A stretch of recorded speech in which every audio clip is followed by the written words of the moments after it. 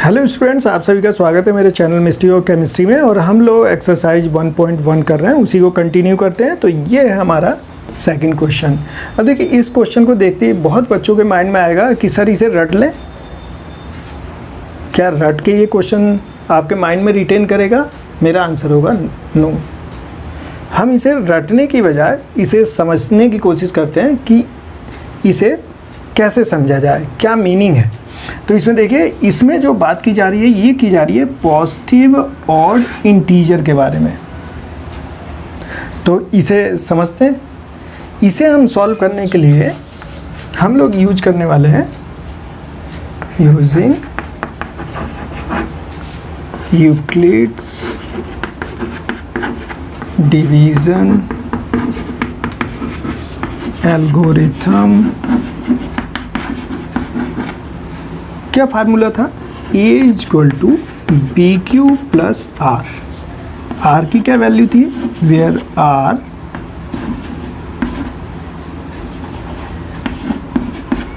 (0 > R B। अब एक बार फिर समझ लेते हैं कि इसे किस फॉर्म में लिखा गया है। इस फॉर्म में कैसे लिखा है आपने, क्या देख लीजिए। ये मैं लिखता हूँ B, यहाँ लिखता हूँ मैं A, यहाँ लिखता हूँ मैं Q, और यहाँ कुछ अगर आप इसमें से माइनस कर देंगे कोई सी वैल्यू, तो यहाँ जो R की वैल्यू आएगी, यहाँ पे मैं Z लिख देता हूँ जो आप माइनस कर रहे हैं।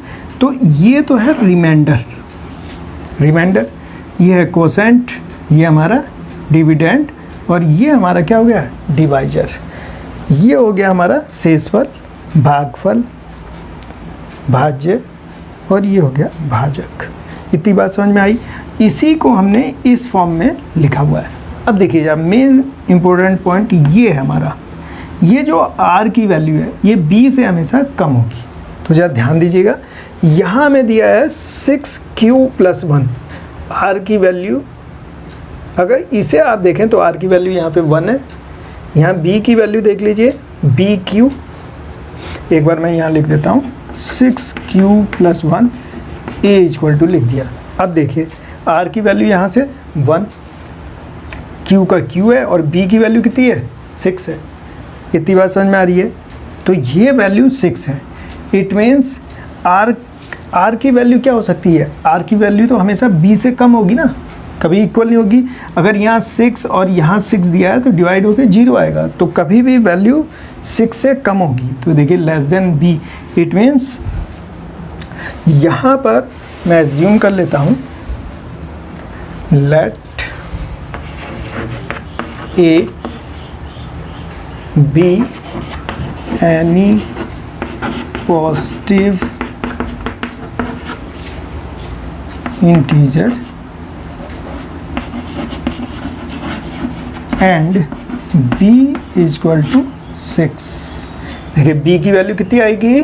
6 आएगी। देख लीजिए ध्यान से, इतनी बात समझ में आ गई। अब देखिए, R की value, possible value of R क्या हो सकती है? मैक्सिमम कितनी है? 6। तो 1 0 1 2 3 4 5 इतनी वैल्यूज हो सकती हैं। तो ये मेरी कौन सी हो गई? फर्स्ट इक्वेशन हो गई। मैं इसे फर्स्ट मान लेता हूँ। अब केस फर्स्ट देखिएगा ध्यान से। Case first, when R = 0, putting in first we get। देखिए, एक तो ये आ गया, B की जगह हमें क्या लिख लेना है? 6, Q, R की जगह 0, तो A की वैल्यू क्या आ गई? 6Q। तो ये, अब इसका पता लगाइए, ये ऑड है या इवन है? कैसे पता लगाएंगे? देखिए कैसे पता लगेगा। अगर Q को Q की जगह पे कुछ भी रख दीजिए, 1 2 3 4, या 6 की मल्टीप्लाई 1 2 3 4 में कर दीजिए। जैसे q की वैल्यू अगर 1 2 3 ये सब कैसे हैं, पॉजिटिव है, पॉजिटिव इंटीजर। तो यहाँ पे मल्टीप्लाई करेंगे तो क्या होगा, 6q है, तो 6 में अगर 1 की करेंगे तो 6, 2 की करेंगे 12। तो ये देखिए ऑड आ रहे हैं या इवन, ये सब इवन आ रहे हैं। इट मीन्स ये तो वैल्यू इवन है। कब, जब r की वैल्यू 0 है। तो r की अगर 0 वैल्यू है तो ये कैसा आ गया, इवन आ गया। इतनी बात समझ में आ गई। अब चलिए r इक्वल टू, अब सेकंड केस देखते हैं। जब r की वैल्यू हम लेते हैं 1, r की वैल्यू मैं लेता हूँ 1 और फर्स्ट में इसकी वैल्यू रखते हैं, तो ये क्या आ जाएगा, देखिए 6q प्लस 1 आ जाएगा।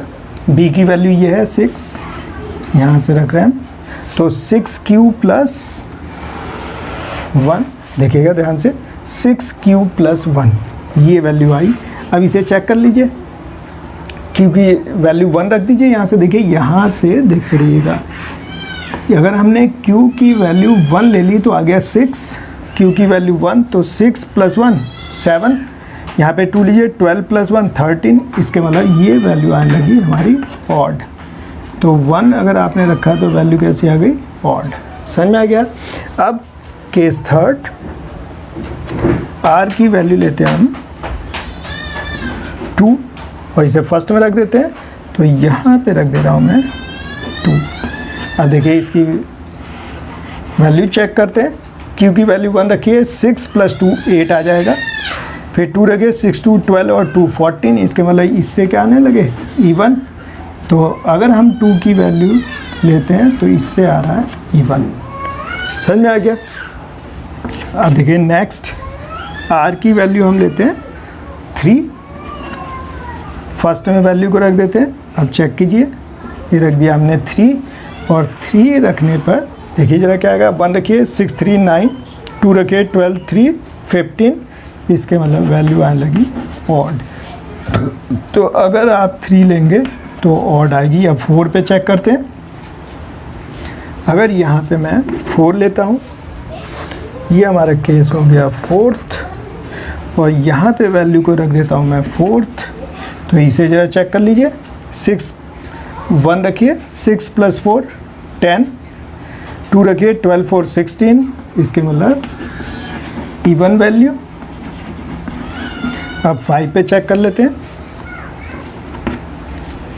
देखिए क्या आएगा, ये हो गया हमारा 5 पे चेक कीजिए, 6 प्लस 5 11, 6 2 जा 12 प्लस 5 17, इट मीन्स ऑड। तो इस पे वैल्यू कैसी आ गई, ऑड आ गई।